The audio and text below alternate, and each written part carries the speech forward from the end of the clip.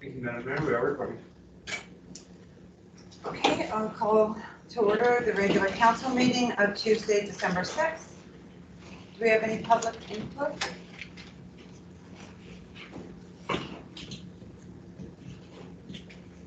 Seeing none, I'll move on to 3, approval of the agenda, including late additions and deletions. Any late additions or deletions? Madam Mayor. Okay, can someone please move that the December 6th, 2022 regular council meeting agenda be adopted as amended? Councillor Plan and Councillor DeBruin. Thank you. 4, we have no delegations. Called question. All in favor? Thank you. Number 4, no delegations. Number 5, public and statutory hearings. Seeing none. Number 6, adoption of the minutes. Will someone move that the November 7th inaugural council meeting minutes be adopted as presented? Councillor Reid, Councillor DeBruin, all in favor? Pass. 7, business arising from the minutes. 7.1. So, Council Alternate Representative, Northern Development Initiative Trust, Carabucho, Colton, Lillooet Regional Advisory Committee. Councillor Reid is the representative, and we are looking at staff recommendation that we have a councillor to, and I'm saying councillor to be the alternate. Do we have anybody interested or anybody want to make a nomination? Councillor DeBruin.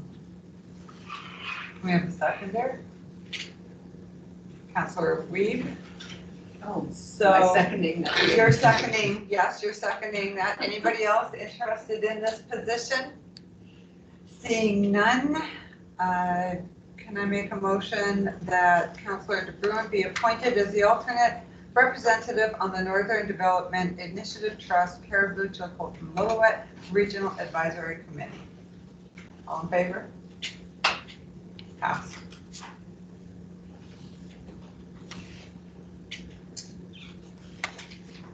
Can I ask a question? Through the mayor, does anybody know if the NDIT can both representatives be on Zoom for the meeting if they're available, or does anybody know, like the alternate and the? Madam Mayor, we would have to check the ABX's terms of reference and ask their staff representative who do that to get back to you on that. I'm curious because it's always really hard being the alternate and you just kind of show up and don't know what's going on. Yeah. Thank you, sir. Number 8, rise and report. Okay. Number 9, correspondence and petitions. So items appearing on the correspondence report to be debated must be removed by motion and considered separately. I ask, does anyone wish to remove one or more of the 7 correspondence items under 9.1 of the agenda? Please raise your hand. Councillor DeBruin, you'd like to remove what number? The number 1. Number 1? Anything else? No? Anybody else? Need to move? So we'll vote as a pack of all except for number 1, which will be moved to number, Mr. Taylor? 17.1. 17.1. Okay, so new business, so 17.1 will move the 2021 Strengthening Community Service UBCM. 17.1. Nothing else? Okay, can I have a motion that the correspondence included in the information reported dated November 30th, 2022 be received for information with exception to number 1? Councillor Reid, second by Councillor Plan, all in favor? Motion passes. Thank you. Number 10, reports for committees of council and commissions. Number 11, reports and presentations of staff. Moving on to 12, bylaws and resolutions. So 12.1, Z22-002, bylaw number 2022-017, zoning bylaw amendment to allow auto repair business at 175 TNT Road, first and second reading. I'll turn it over to staff.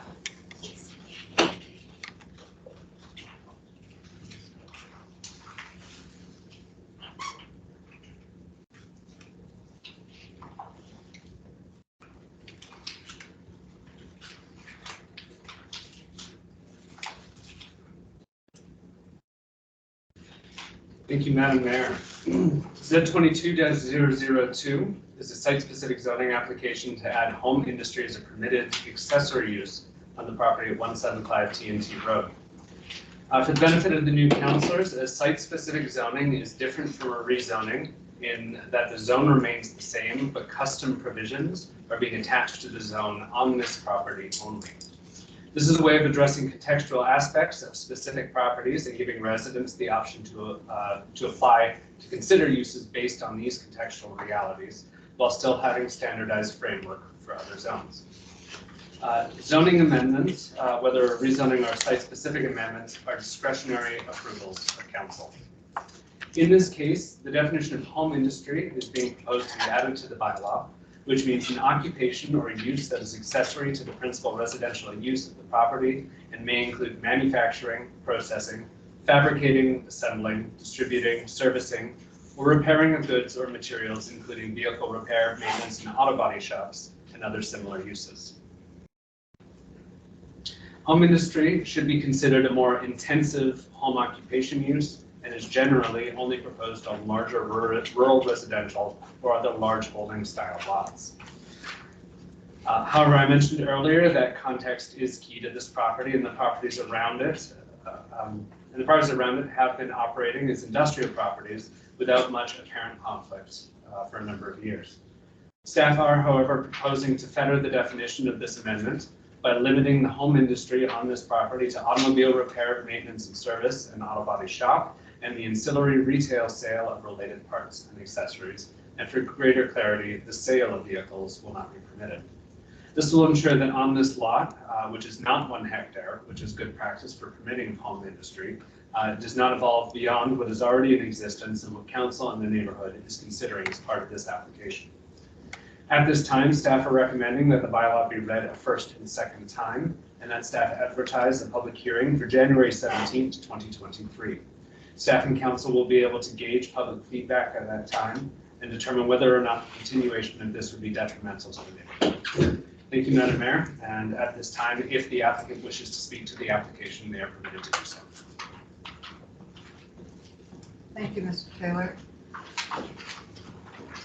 Is the applicant here? They are. So, does anyone have any questions for staff?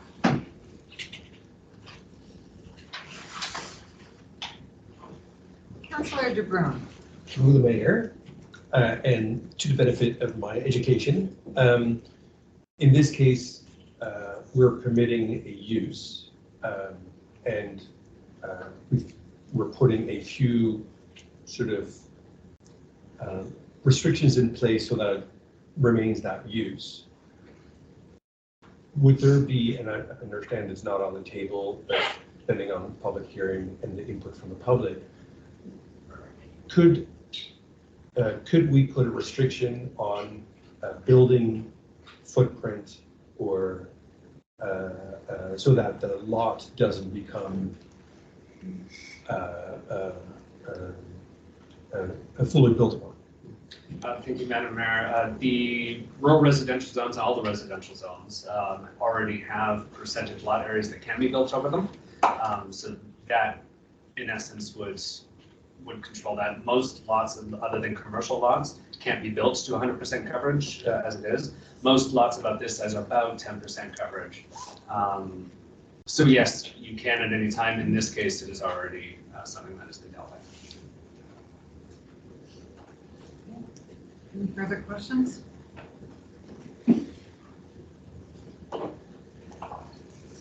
Okay, seeing none, I will ask that somebody move that the District of Lillooet zoning bylaw 2018 number 454, amending bylaw number 2022-017 be read for the first and second time, and that a public hearing be scheduled, and further that staff give notice to the public hearing in accordance with the requirements of the Local Government Act. Councillor Weed, second by Councillor Plan, all in favor? Motion carries. Thank you. Okay.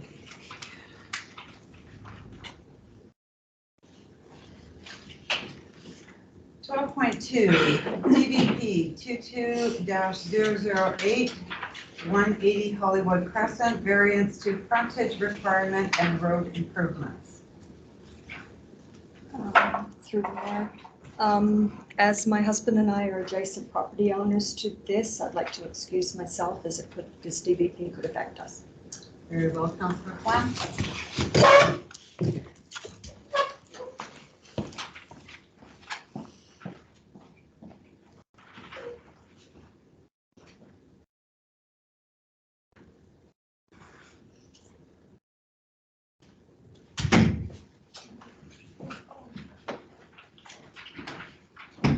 Remind me to let her in because I have to work with it.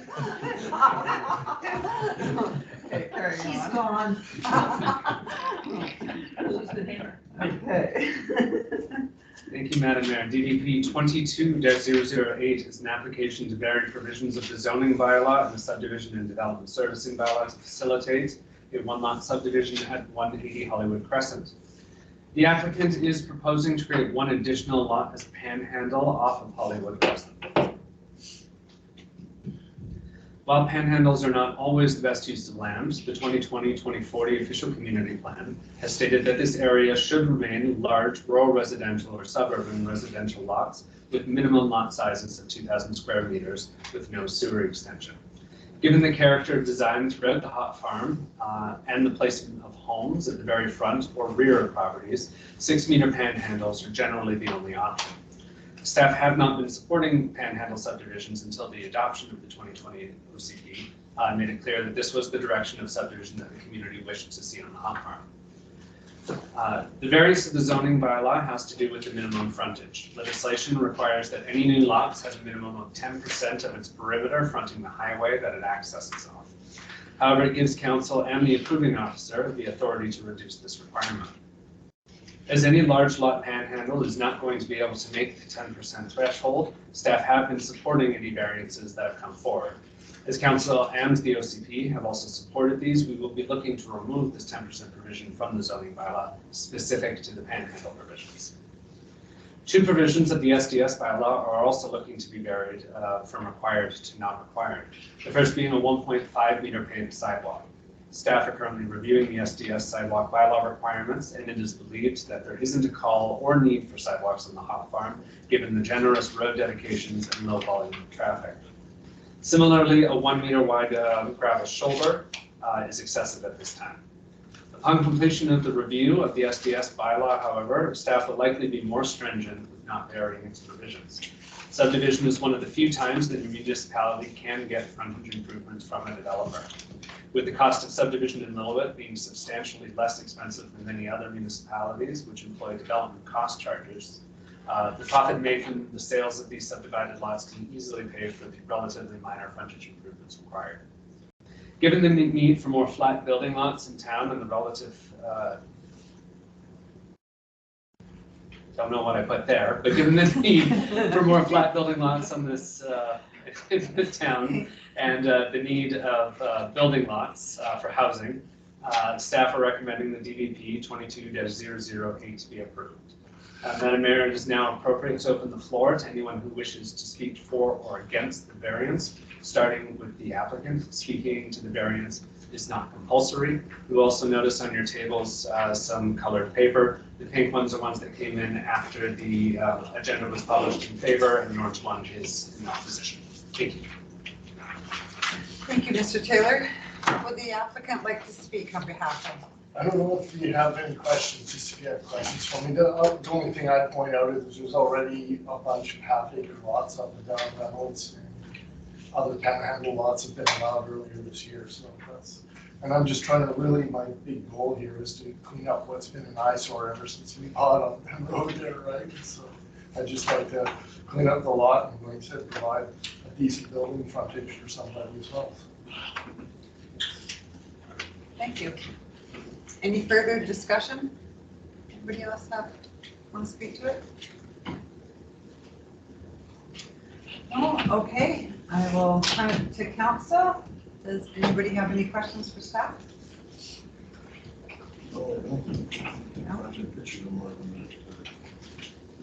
Okay, then I will move, or I will ask one of you to move, that the development variance permit DBP 22008 for the proposed Panhandle subdivision at 180 Hollywood Crescent, legally described as Lot 71, District Lot 162, Lillooet District Plan 10764 to the following provisions as written.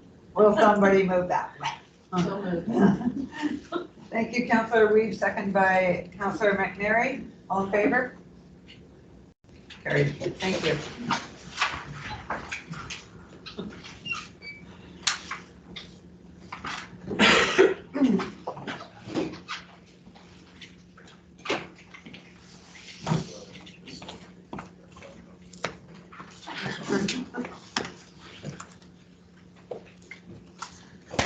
Okay. 12.3, page 64.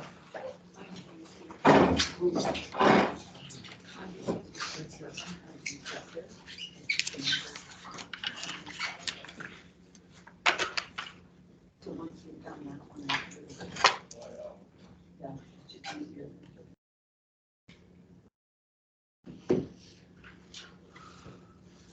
Okay, moving on to 12.3, 2022 financial plan amendments. I will turn it over to Ms. LaRue. Thank you, through the mayor. This is a bylaw to amend our financial plan from the beginning of 2022. Typically happens quite often throughout the year. We don't have a crystal ball when we develop the financial plan budget, so often throughout the year there's a number of things that come up that weren't anticipated or known, or another example is grant funding that becomes available that we didn't know about beforehand. So throughout the year we gather resolutions of council to authorize the spending on projects and initiatives that weren't originally included in the financial plan. We gather those throughout the year, make a financial plan amendment bylaw at the end of the year, which is what you're deciding on tonight. Again, there's a number of grants that weren't included in the original financial plan. We didn't know that they were approved at the time. There is some big capital project spending, the $1.8 million for the wastewater treatment plant upgrades that is tied to a grant that just needs to be integrated into the financial plan. In addition, there are a couple of amendments that weren't previously considered or approved by council. They are additional spending that was done on the Japanese Memorial Garden improvements. That spending was done being fully covered by private donations that we received from a number of domains. And we still have about $16,000 of donations that we can still use in future years for further improvements. Most likely due to the wildfires and the flooding, we had significantly higher fuel sales at the airport which of course resulted in having to purchase more fuel to sell, so that's another amendment. The Wi-Fi upgrades that were done at the rec center here, that was simply an oversight on my part. It should have been a carry forward into 2022's budget, and it was missed. We had a incident at the Public Works yard that resulted in some damage to the large doors that were on the Public Works shop. They had to be replaced. So that was done as an emergency expenditure under the authorization of the CAO. And then we do have a $100,000 contingency line item in the budget. And that's to be used for these one-off things that happen throughout the year. We've used in 2022, $19,000 of that $100,000 contingency budget. So the remaining $81,000 is to be transferred into the stabilization reserve to be used in future years. So in the agenda, you can see a comparison of the original adopted financial plan budget, this amended budget. You will see that there's no change to the net surplus / deficit, in our case surplus, at the end of the year. All of the projects are funded through either grants, reserves. They're not funded through taxation. And so staff are recommending that the financial plan amendment bylaw get first, second, and third reading and be brought to the next meeting for adoption.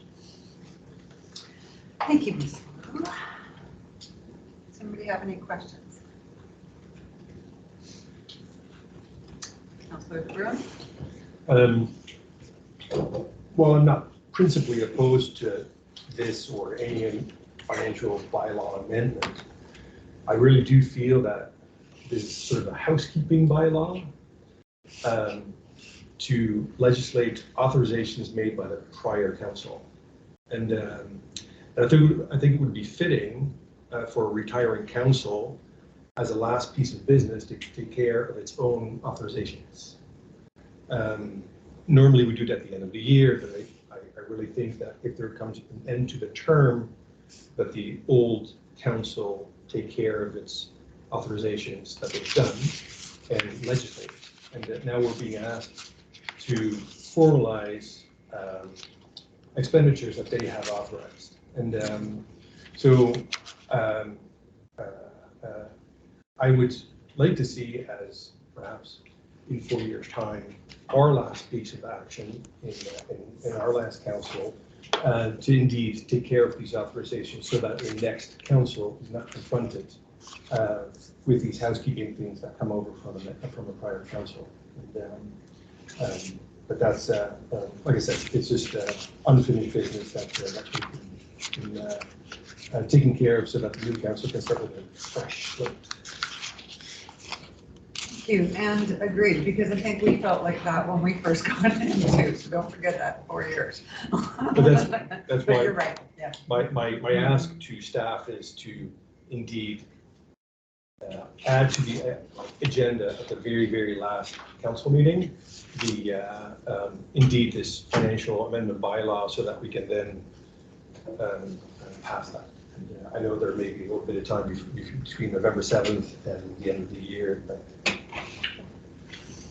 If I could, through the mayor, absolutely. And we can certainly strive to at least do one to clean up previous council's resolutions. There would likely still be another one that the new council would have to do, just because of timing. We don't know a lot of these in October when we would have to. Actually, September, because it takes 2 council meetings. So.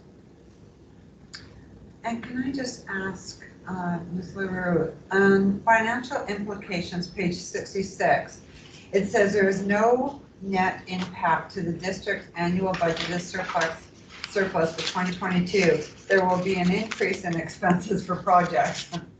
Like, could you just give me an explanation of that? There's no net impact, but there's an increase in expenses which will be funded from, and then it lists them. So, thank you. Yes, there's an increase in expenses of 2.7 million, but there's also a 2.7 million increase in revenue. So they completely offset each other. Completely offset each other, so there's, Where do these expenses come from? The extra $2.7 million in expenses. So through the mayor, if you go beginning on page 70 of the agenda, I've outlined there is 24 items that have resulted in amendments to the bylaw.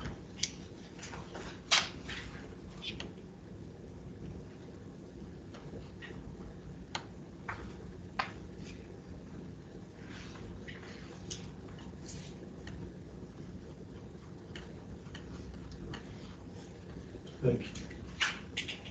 any further questions?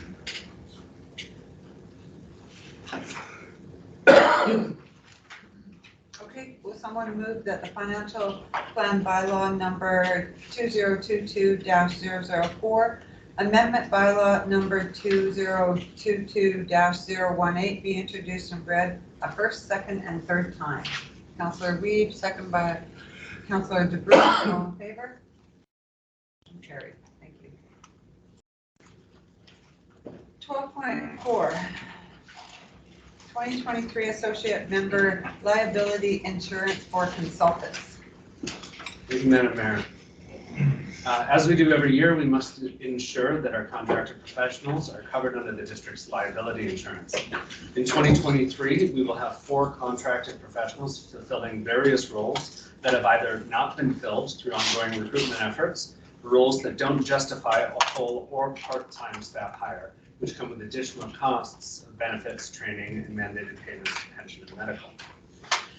The former, or roles that have not been able to be filled, include the Interim Director of Public Works and Utilities and the Bylaw Enforcement Officer. In order to have these roles included in our insurance, as every other person on staff and members of council are, will be $500 for the year for Mr. Darling and $250 for the year for Mr. Sedal. Ian McIntosh has been serving as the District Approving Officer since 2018. Existing staff do not have the capacity to take on this role, and having an independent third party as approving officer comes with a number of benefits, the greatest being impartiality. As subdivision is the cause of many lawsuits in the province, it stands to reason why this premium is higher than the other contracted professionals at $2,000 for 2023.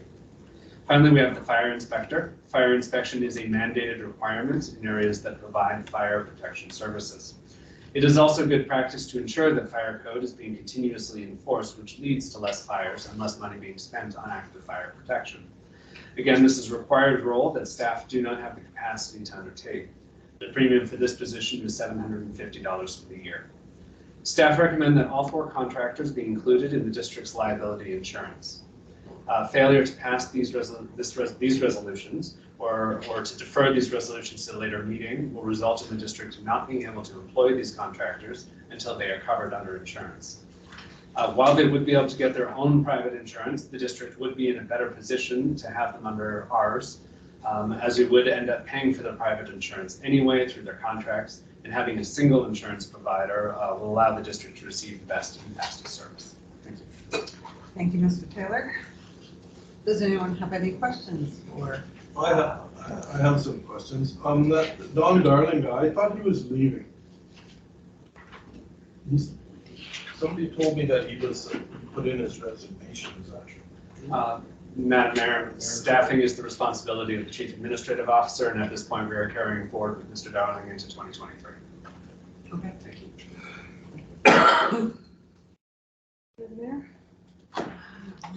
Councillor Flynn? Mr. Taylor, can you explain a little bit more, because I would assume that consultants should carry their own liability insurance. I understand having a single insurer would streamline things if something did happen, but I'm assuming consultants, it would just be their natural part of business to have their own insurance. Thank you, Madam Mayor. That is often the case, especially with the large consulting firms or people who are doing consulting full-time. we've managed to get a few retirees who this isn't their full-time side gig. They're basically doing the district a favor. So they don't have that ability to spread those insurance costs over multiple jobs. They're only working for the district of Lillooet at this time.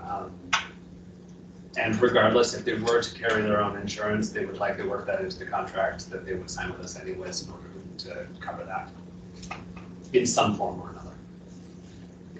Councillor Brew? Through the mayor, just curious why our fire chief is not able to do fire inspections, and why there's not enough capacity for that. From my understanding is the fire chief became a full-time role just a few years ago, and now apparently this is becoming more than a full-time role, I guess. Just Yeah. like If we're to go into depth into that, we have to go into a closed session. We'll be talking about. Okay, then let me rephrase. Is it technically possible for the fire chief to do fire inspections? Technically, a fire chief could do that if they have the time. Thank you. Okay, any further questions? Okay, seeing none, I'll call the question. I need somebody to move that 2023 associate member liability insurance for consultants. Let's just go with staff recommendation as written, 1, 2, 3, and 4. Can I have somebody approve? Councillor Weeb, seconder. Councillor Plan, all in favor? Carried, thank you.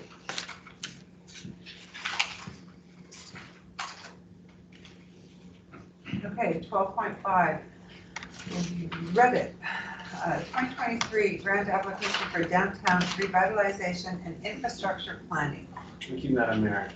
Downtown vitalization has been an official council priority since the 2022 council goals and objectives were set, and staff have been looking for ways to kickstart the process of devising a plan for the reconstruction of downtown within the geographical and administrative confines.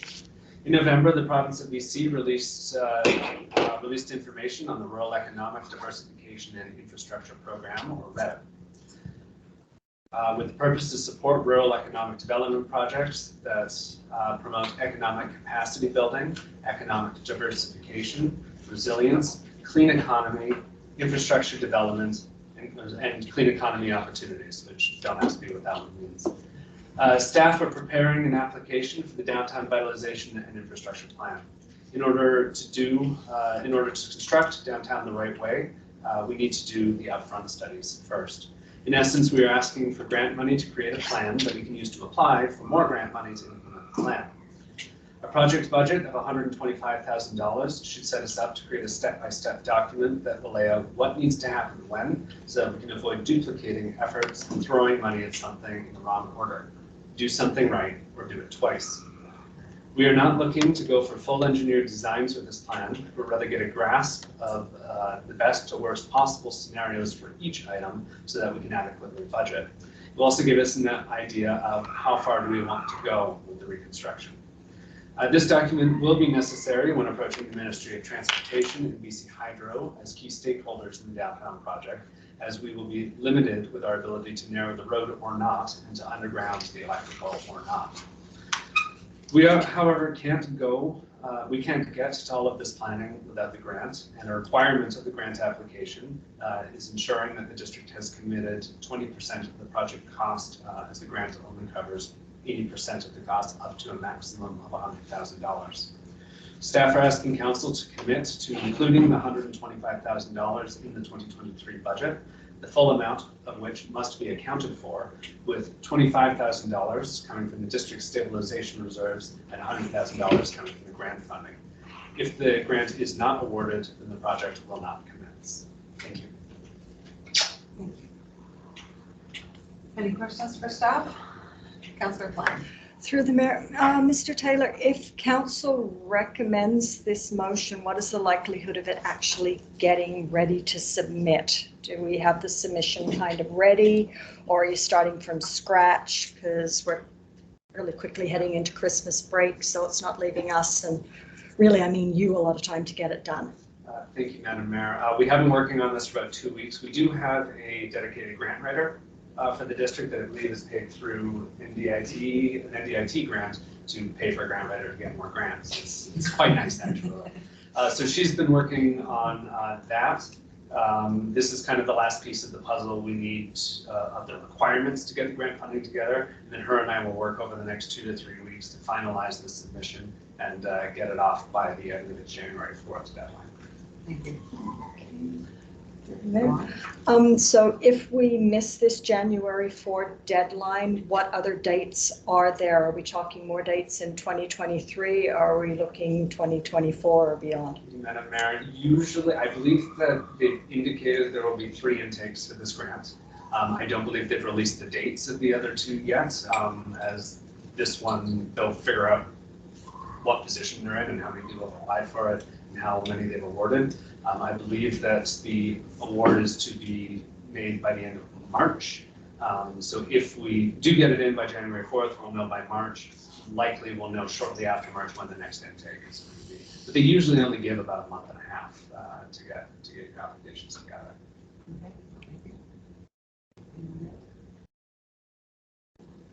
Councillor De Bruin? Just want to say that I think this is great. Thank you. Just would like to add that I think it's great too. I'm pretty excited. Can I ask how many grants? This would be the first of many grants? Would this be the first of 3 grants? Would this be a first of, what's the path that we? Unfortunately, we can't guarantee what grants are going to come forward. Right. We just have to watch as they come out. Yes. This one, though, if we can get this first stage done, there is a second part to this grant, which allows us to apply for up to $1 million, being 80% of the project cost. So based on what studies this plan says that we have to do in order to really kickstart the downtown redevelopment project, such as doing an archaeological assessment between 6th Avenue and 8th Avenue, doing a geotechnical assessment to figure out how we have to construct the road before we get into those engineering designs. Those are the kinds of things that we could then apply for that $1 million for, as long as it's an implementation that is described in the plan that is being applied for here. Okay. Thank you. Any other questions? Okay, can I have a motion that a grant application for funding to create a downtown revitalization and infrastructure plan with project budget of $125,000 be prepared and submitted to the Rural Economic Diversification and Infrastructure Program, Economic Diversification Development Grant category, and that the district commits to funding 20% of the project cost to a maximum of $25,000 to be funded from the district stabilization reserve, and that the project be included in the district's 2023 budget, and further that the Director of Corporate and Development Services or designate is authorized to submit the grant application on behalf of the District of Lillooet. Councillor Plan, seconded by Councillor De Bruin. All in favor? Excellent. Thank you. Thank you. Okay, number 13, notice of motion. Councillor Reid, notice of motion. I will turn this over to you. The floor is yours. Do I get to read this whole thing now, do I?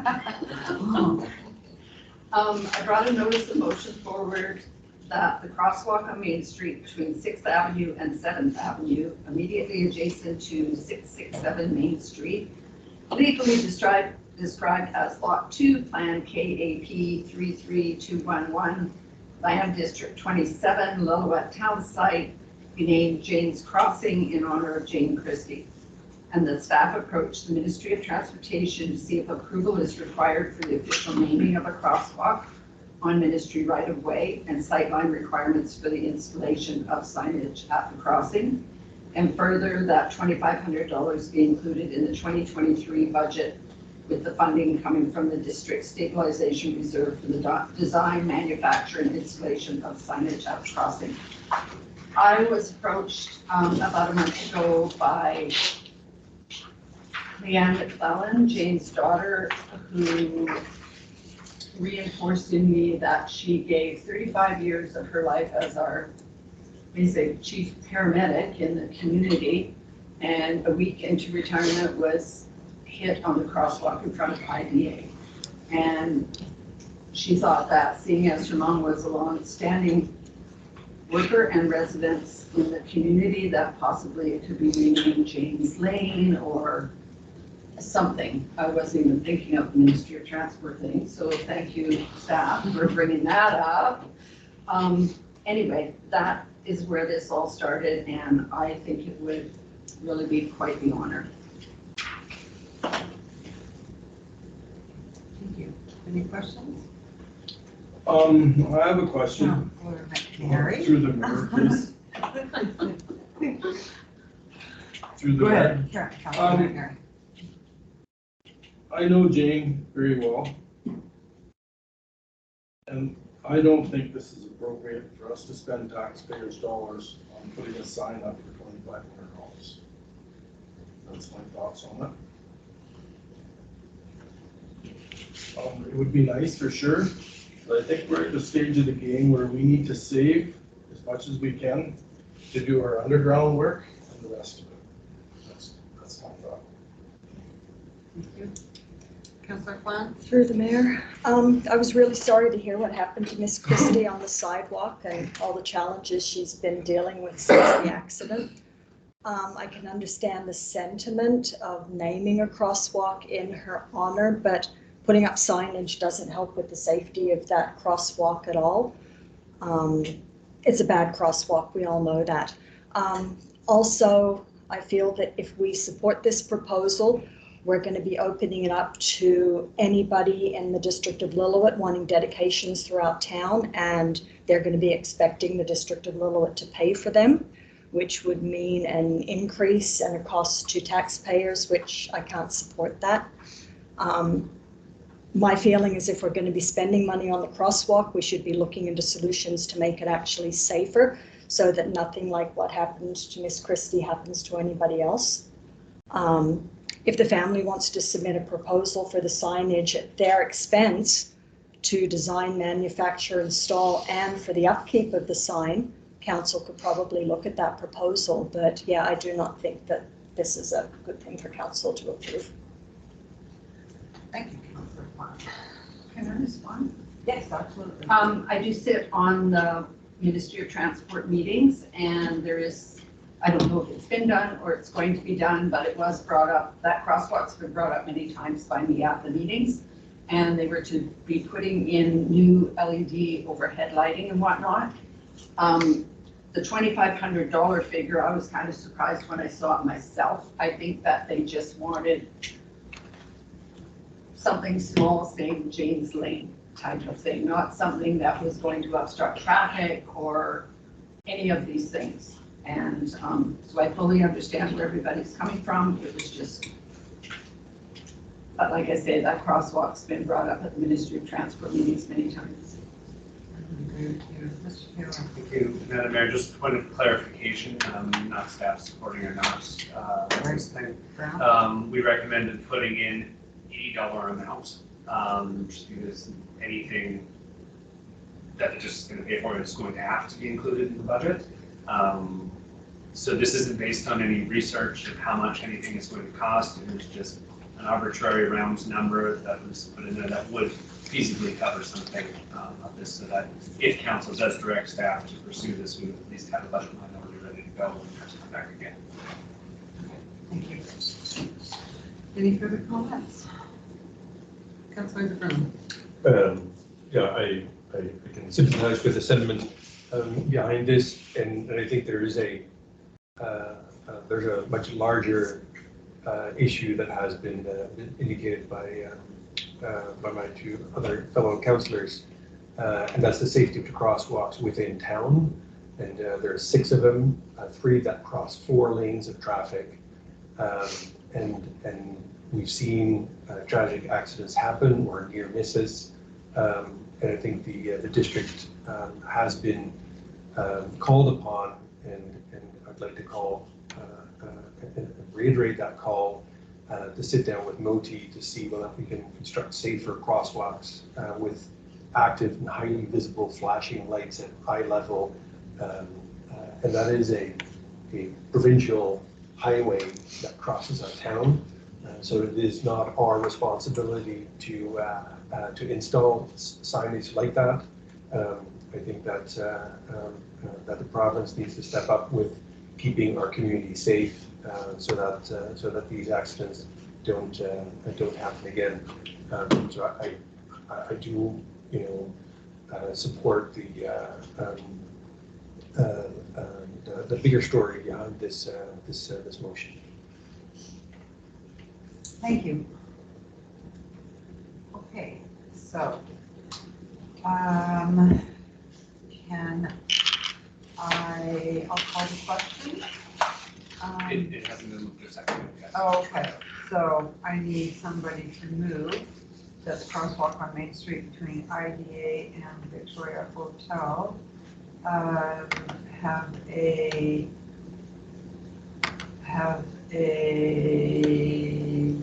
sign to be named Jane's Crossing in honor of James Christie. Barb, anybody second that motion? I'll second it. Okay, Councillor De Bruin. Any further discussion? Okay, I'll call the question. All in favor? All opposed? Opposed.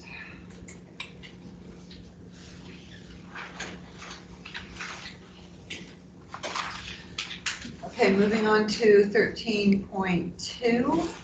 I will turn it over to Councillor De Bruin. Yeah, thank you. Creating more affordable housing in Lillooet is one of the top priorities for this new council. This council has heard from community members that progress on their development projects has been slow and mirrored when interacting with the district. We are concerned by the number of recently issued stop work orders. We fear that these actions do not contribute towards increasing and encouraging housing developments that could contribute towards more affordable housing. This council wishes to learn more about these issues, the reasons for delay, and what changes could be made to avoid avoidable delays in these development projects. We therefore would like to ask staff to provide council with more information on this matter. And therefore, I have a motion proposed, or a proposed motion, or whatever, that staff provide to present the following information to council at the January 17th, 2023 regular council meeting: a list of development projects, including a number of units approved in the last 12 months or under review, and the status of these projects; a list of active building permits or closed permit within the last 12 months with a value of $100,000 or greater, and the status of these permits; a list of stop work orders issued within the last 12 months, the reasons for the stop work orders, and the requested remedies; a list of do not occupy notices issued under the building bylaw or under fire code issued within the last 12 months, the reasons for the do not occupy notice, and the requested remedies. Okay. Does anybody have any questions?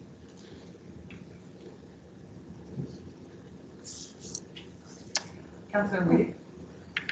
Through the mayor to staff, do we kind of have this in a database type of thing, or is this going to be multiple hours of work? I'm just Thank you, curious. Mayor. We have been tracking building permits appropriately for at least the last 3 years. So this data will need to be arranged in a digestible manner, but we do have it readily. Sure. Thank you. Any further questions? Okay, seeing none, can I ask that someone move staff to provide information as written? Councillor Weed, second by Councillor McNary. All in favor? Motion carried. Okay. Report from Mayor. Well, this has been a busy month, right? I will start with November 22nd. I attended the reading of Memories of an Indian Residential School Survivor by Arnold Narcisse. He shared a story of being born and raised in Lillooet until he was 6 years old, where he had to get on a train to the Williams Lake Residential School with his two older brothers. He has written a book and it will be out soon. He is a fantastic presenter and I presume his book will be great as well.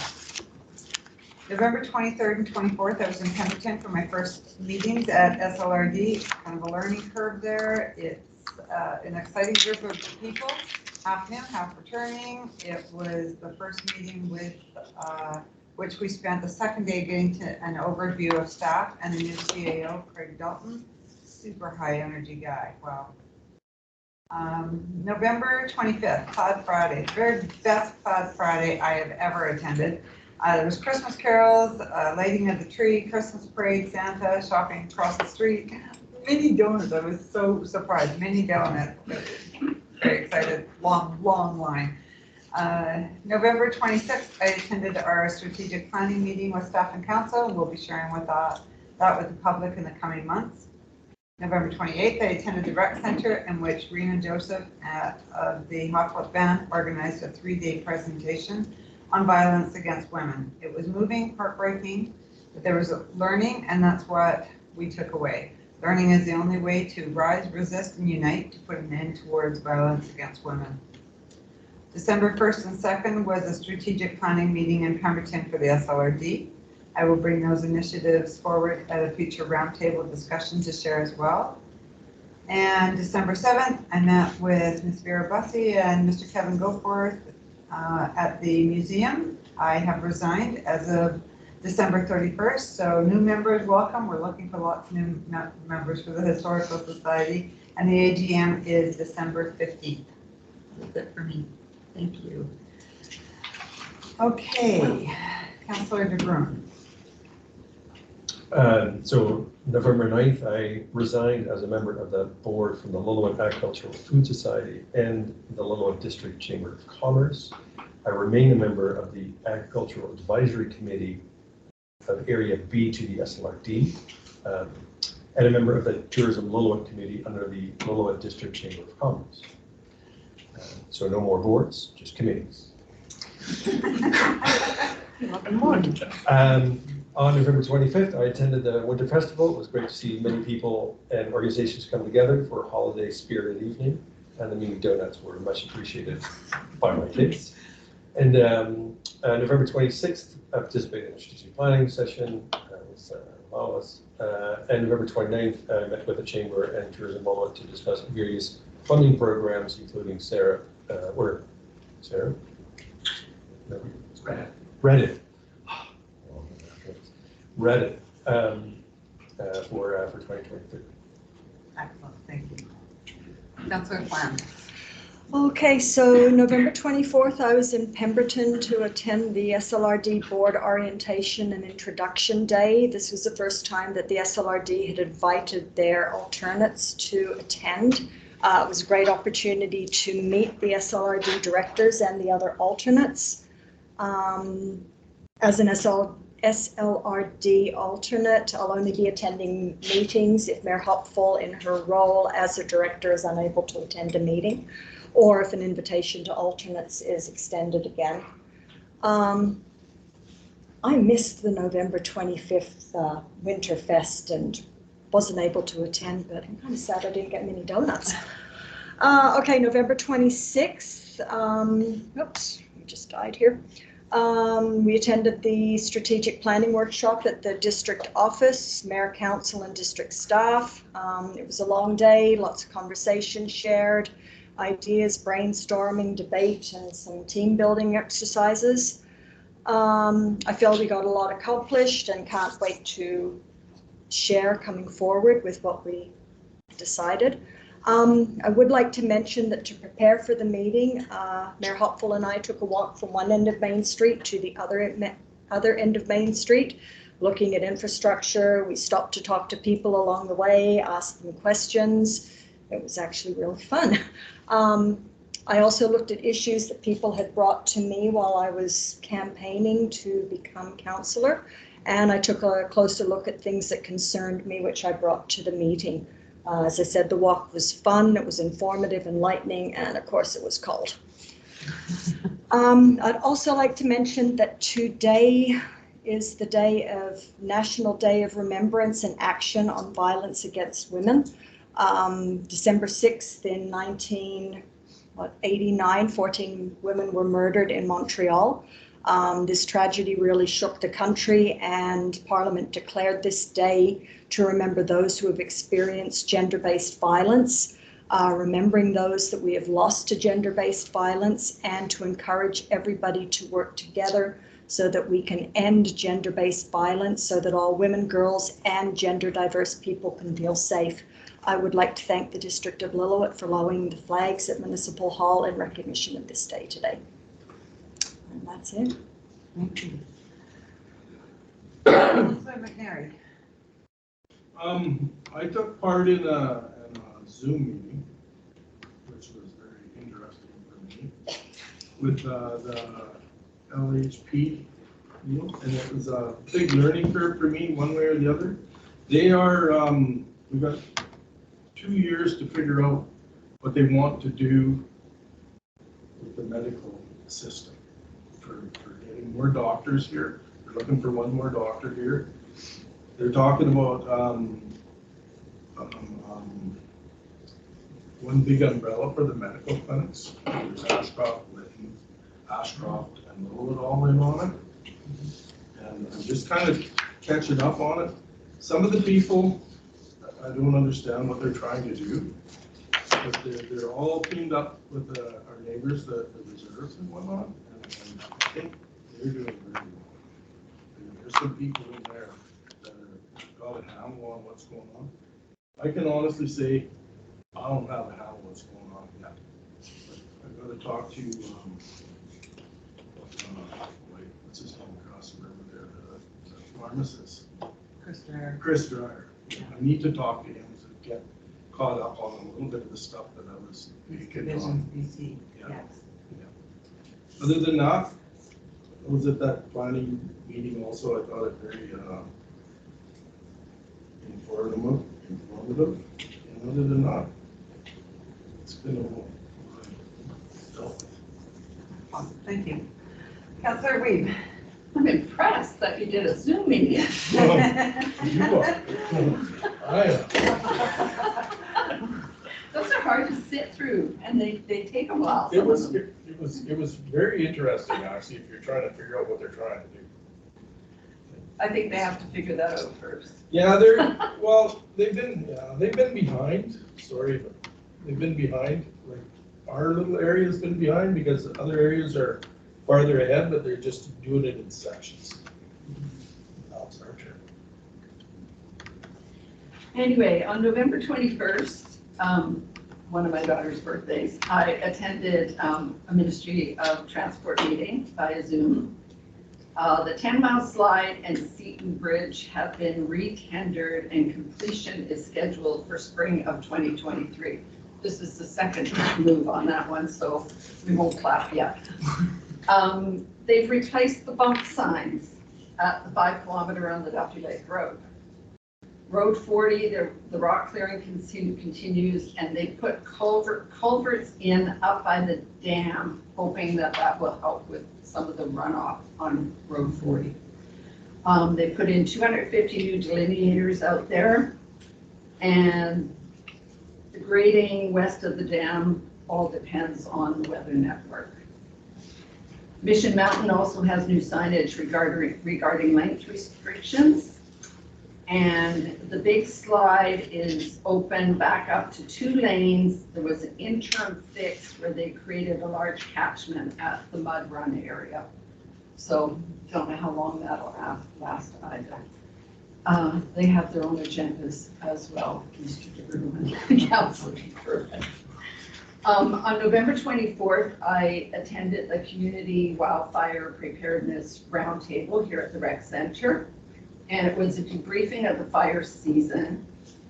And with all the weird weather and the heat and the length of the heat and, the longer summer and so on, there was lots of natural fire starts compared to 2021.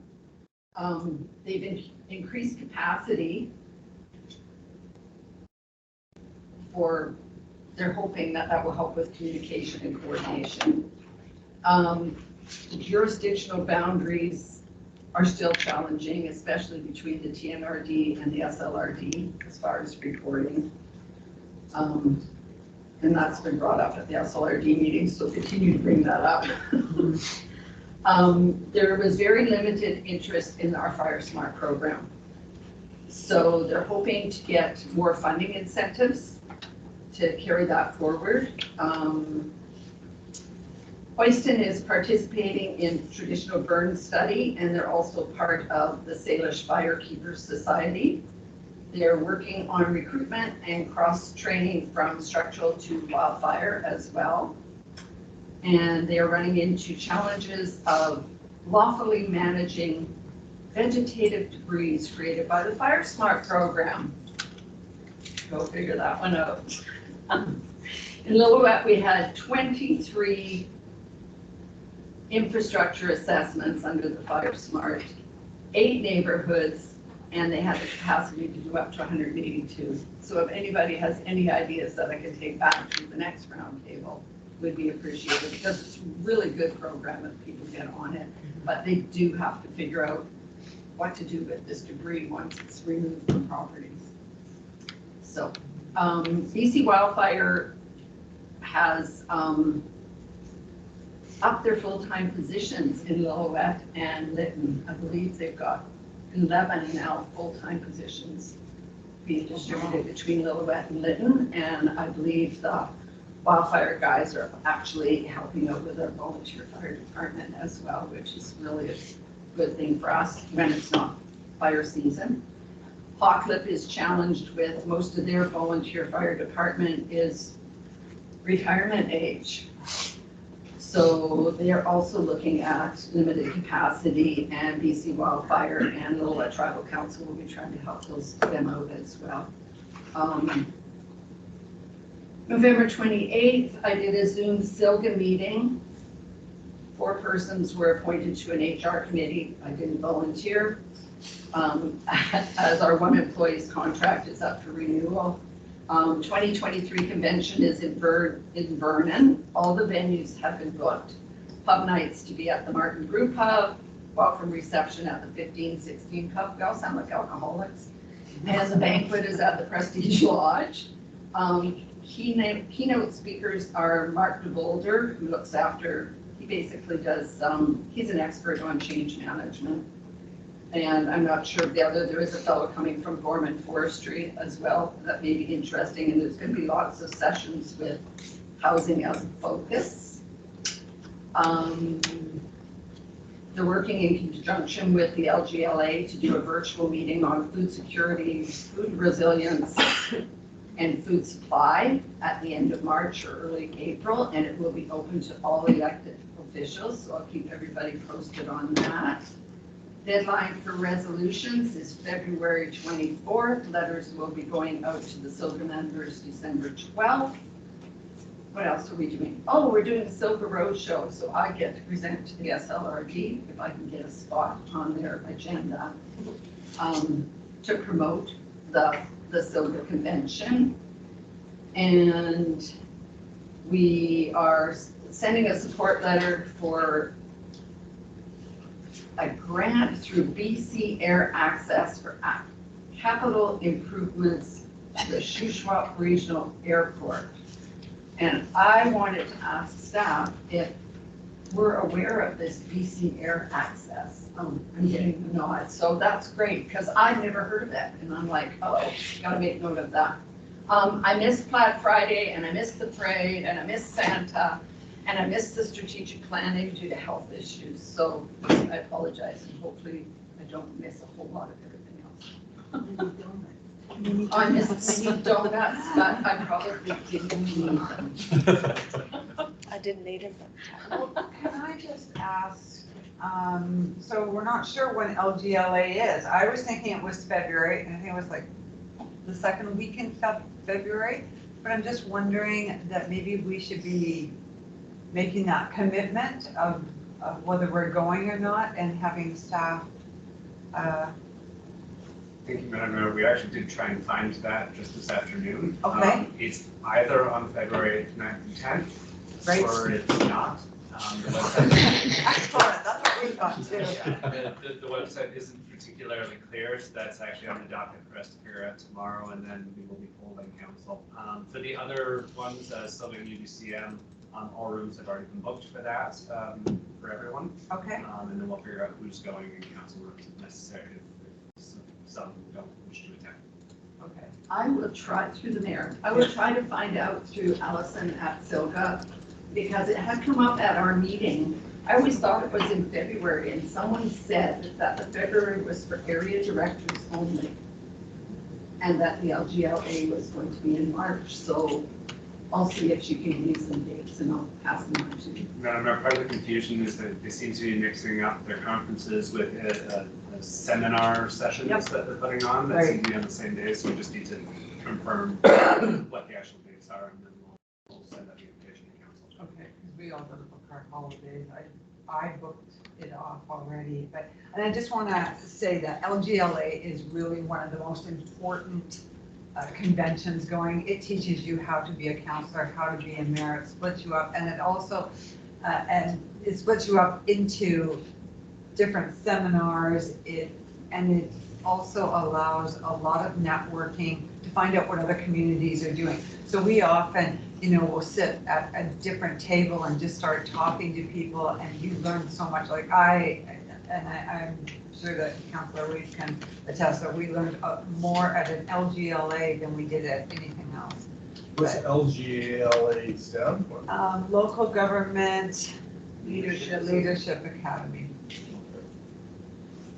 I would also like to say that I spoke to a couple of the ladies on the Silga board that have been councillors and mayors, like they're probably in their, maybe 4 terms of councillors and 2 terms as mayors, and they still go to the LGLA because they said that it's not just for the new people, that they get something out of it every time. A lot of evolve all the time, so they're always changing, there's always information, but that's a really important one. Okay, moving on, where are we? Okay, report of the CAO, Mr. Daniker, you're up. Thanks.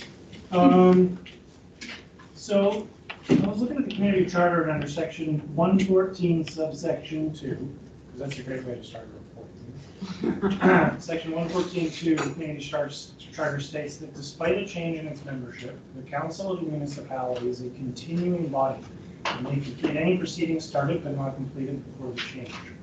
Sometimes this means that council after election is left with something not so fun like a but also it means really good things, and sometimes you get money for grants that council applied for the election. So that's the first thing I need to tell you is that the very last meeting of the last council was an application approval for asset management phase 2. And so we were notified that we did just win $15,000 towards the next stage of our asset management.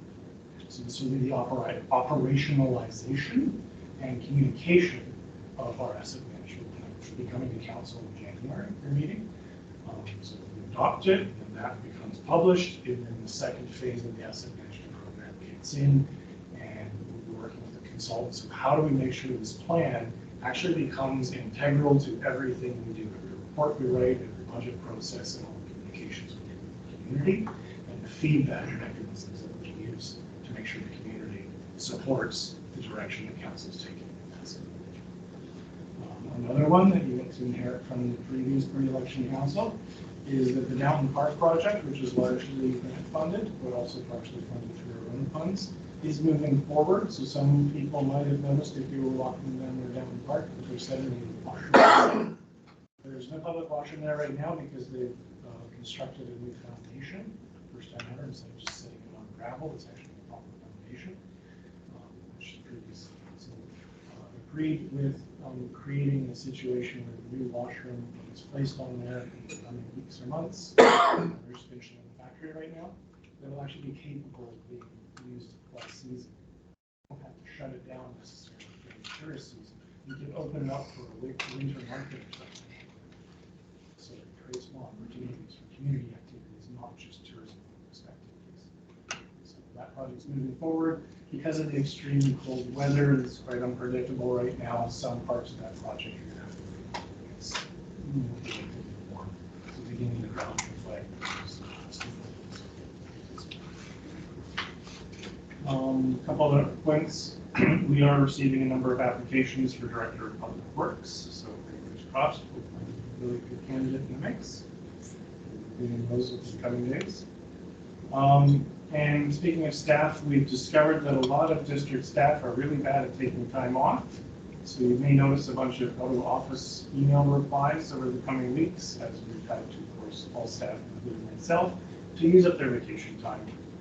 Because it's healthy and cheaper. We don't have to pay people for vacation What's time. vacation time? Right. Well, as you may have noticed earlier tonight, one of our directors who's starting his vacation on Thursday will be working on a grant application over the coming weeks. And I've also heard that our fire chief, who's now on vacation, is actively working on our GIS system, because that's one of the hacks he works.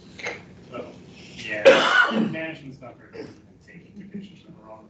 But just be warned, over the coming weeks, the rest of December, you might get some out of office auto replies. So we're trying to use our vacation. That's my report for today. Can I ask what the washrooms are gonna aesthetically look like? Is it gonna be an coterier, or is it gonna be? It will still be modular, but I believe the decision of council in this October 4th meeting was to do hardy board siding. And hardy board siding went for the really nice look, which is both much better for weather, like handling the weather, better for insulation, and just looks nicer. Because we want to bring up that whole area as sort of the center for the community. Very much is what visitors and the community itself sees, so. Where is that, road there in that park? Right behind down parts of the museum, and then the park, Mhm. and then right behind there on the other side of the laneway. Oh, it's on the other side by the old school? Next to the and old over- school. Yes, okay. next to the. Pretty much the same spot where the old one was, maybe a little bit further back. So yeah, it'll fit nice into the plan that's growing, developing for that whole area. You'll see more during the downtown vitalization plan work that into it as well. First steps. Great, thank you. Okay, 17.1, new business. So this comes from the correspondence, 2021 Strengthening Community Services, UBCM. Yeah, I'm just curious, because as I read the correspondence, relates to a grant for $450,000 that was awarded for the UBCM Community Cares Homeless Shelter and Juniper Room Project Option 2. I'm very curious to learn more about that, and so I'd like to know what it was, how it was spent, and I'm curious about the option 2. Was there an option 1? Was there an option 3? What are the options? And the mayor, if I may respond. Yeah. There was an option 1. Option 1 was a smaller option based on the population of just the Willow. And through consultation with the Friendship Center and the grant program, or grant writer, and from the excitement of our mayor, I'm in the meeting, the minister called and said, why don't we go for everything? Why don't we go for the big bucks?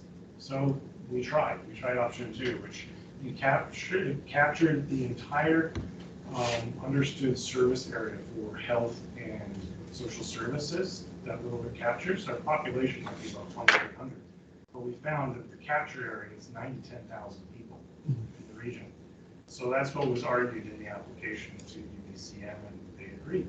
So option 2 was the more expensive, more full service, and serve the entire region as well. So what was the 450 spent on? A number of services, but primarily sheltering in response to the health challenges of COVID and extreme heat. If you'd like, I can email you all of council, the actual report that went to council, which details what was intended for it. I can also share with you the actual grant application. or the final report, or both? We want to see what we actually were able to accomplish in terms of. Well, like I said, I mean, if we've been able to acquire a grant for $450,000 and provide homeless shelter, I think that's newsworthy. And so, yeah, I would like to know more about that. I didn't read it in the paper. So. Yeah, it's because it was actually being done by the Friendship Center. We were basically a proxy for the funds. It was one option that they allowed the grant program is, local governments could apply for it, but nonprofits couldn't. The local governments were allowed to enter into a service agreement with a nonprofit. So we entered into a legal service agreement with the Friendship Center for them to provide the service on our behalf. It's a good example of what council brings discretionary permissive tax exemptions to organizations like the Friendship Center, where they're able to provide a service that we, as a municipality, would be able to do with the same conditions. Yeah, but I'm happy to send you that information. Okay. Mr. Taylor, do I have to make a motion now to receive that? Yes, please. Okay. Can somebody please move that the correspondence from 2021 Strengthening Community Services UBCM be approved as read? Councillor Weeb, seconded by Councillor DeBruin. All in favor? Motion carried. 18, media and public question period. Seeing no media, do we have any public questions? Please. Hello, Hello. my name is Johannes. I'm not here for the Lower Chamber today. I'm just here for my own education interest. Reading the agenda, I saw a term. The term was stabilization reserve over and over and over again. I ended up going back to the 2021 financial report and the 2022 budget. I don't know if I missed it or if that term didn't exist anywhere. So maybe I can ask through the mayor, is there any clarification on what the stabilization reserve is? Because I couldn't find it in any prior financial documents. Okay, thank you. Well, the stabilization reserve was created somewhere between 2014 and 2018. I will ask that Ms. LaRue explain that reserve. Thank you, through the mayor. It's not a statutory reserve, and it's not a reserve that's set by bylaw. It's actually an appropriated surplus. We just call it a reserve. In our financial statements, it's grouped in under the surplus. It's grouped in the appropriated surplus under general fund reserves. That's where you find it. The stabilization fund was set up to help offset property tax variations from one-time projects. So we have a bucket of money set aside for one-time projects, so that each year we don't have to, oh, this year we need $100,000 for projects. This year we only need 20 and property taxes go like this. So it's a surplus fund that's set aside. And maybe through the mayor, that fund isn't a line item in the financial plans and it's under general surplus, or is it a line item in the annual report? Through the mayor, in the annual report, it's not a separate line item. It's included in this general fund reserves under appropriated surplus. It does not appear in our financial plan because it's not an expense or a revenue.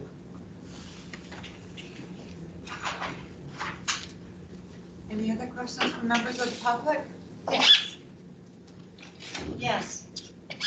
My concern is because of these big buildings and one going up beside me, a proposed, is the parking. I don't know if anybody has thought what they're going to do for the parking. Now, I realize the tenants and that are parking in the back, but if any of you have attended the November 11th, and I'm sure you have, that lot was bumper to bumper with cars, it was all over. And, you know, those events are going to go on, and there's 3 motels and hotels in the area that, you know, we have overflow parking, they're always using that lot. It's just too bad that the district or somebody didn't buy it as an events or a parking lot. But I know people have said, well, they'll worry about the excess parking after it's built. But that doesn't seem to make any sense to me. Why build something after it's built? Another concern, I was concerned because you mentioned revitalization. When we built our building, everything had to be historical, reflect the history of Lillooet, which was great because this drew tourism. And we even have Old Main Lillooet Days, which was a great success. We had loads of tourists coming to town. I'm sure some of you remember that. And this is what tourists want to see. They don't want to see high-rise buildings along the main street like in a city. You know, I realize we need housing, but there's a lot of other places that we, in town, that could be used, like the old forestry site. We've been down below the old Murray building. You could build a high-rise there beside hill. But I'm just very concerned about that proposed building beside me. 626 Main Street, because it's going to create a bottleneck. I know it is parking. So what I hear your question is. My question Is about the parking. yes, what are they going to do? Well, I do know that when that building came to us, there was a variance, and I believe we reduced the parking by about five spaces. I remember that. Right. But I would ask Mr. Taylor to continue, please.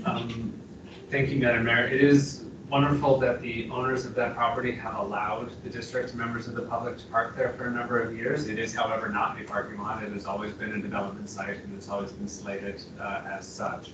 As part of the downtown vitalization plan, I am sure that a parking study will be one of those key goals before we get to construction, to figure out, is there actually a parking issue? Does parking issues only occur 3 or 4 times a year, in which case it's not an issue, it's isolated congestion. So all of that will be dealt with before we even talk about narrowing the road, because we're going to have to consider parking on Main Street at that point. But the crux of it is that it is a development site. The owner decided to develop it. They developed it within the bylaws, asked council for variances to some of the minor provisions that they wanted, and they were approved. We cannot say that someone cannot develop their site if they develop within the framework that we set out. In terms of the historical character, that is what is in the Lillooet Downtown Design Guidelines. So if someone comes forward with a proposal that meets those guidelines, you cannot say no. But there's nothing to say that you can't say yes to something that's against the guidelines. That's where your discretion comes in. So you can set the goalposts, and if they meet them, then they get to develop what they want. But if they propose something else that you like, you can go ahead and approve it, which is what happened on this. In speaking to some people who have done downtown vitalization projects before and preparing for the grant application, many of them have noticed that small towns like Lillooet are going away from those historical design guidelines because everyone's doing it. So all the small towns all look the same. Their councils and the province now have realized that housing is more important. And when you have housing in an increased density where you're already serviced, that provides more of a benefit to the commercial uses that are downtown, and less traffic on the roads because people are able to walk to what they need to go to get to their services. Thank you. Thank you.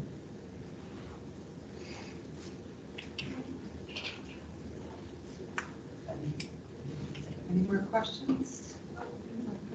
Okay. All right, so, I request a resolution that the meeting of the District of Lillooet Council be closed to the public pursuant to the Community Charter Provisions, Section 90(1)(L), discussions with municipal officers and employees respecting municipal objectives, measures, and progress reports for the purposes of preparing an annual report under Section 98, Annual Municipal Report. Somebody move, Councillor Weed, second by Councillor Plant, all in favor? Motion passed. Thank you.